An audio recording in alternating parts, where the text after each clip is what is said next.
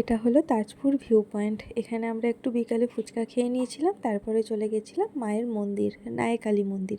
এখানে মায়ের প্রতিমা যেন হলুদ বর্ণের, জায়গাটা অসম্ভব সুন্দর ছিল। যাই হোক, তারপরে আমরা ফিরে চলে এসেছিলাম নিউ দীঘাতে। ওখান থেকেই গেছিলাম জগন্নাথ ধাম। আর সত্যিই দেখো, দিনের বেলার থেকে রাত্রে লাইটে আরও সুন্দর যেন লাগছে চারিপাশটা এবং মন্দিরটা। মনে হচ্ছে যেন স্বর্গেতেই চলে এসেছি। আর অবশ্যই যেখানে ভগবান বিরাজ করে সেটা স্বর্গের থেকে কম কি বলো, সেটাই তো স্বর্গ।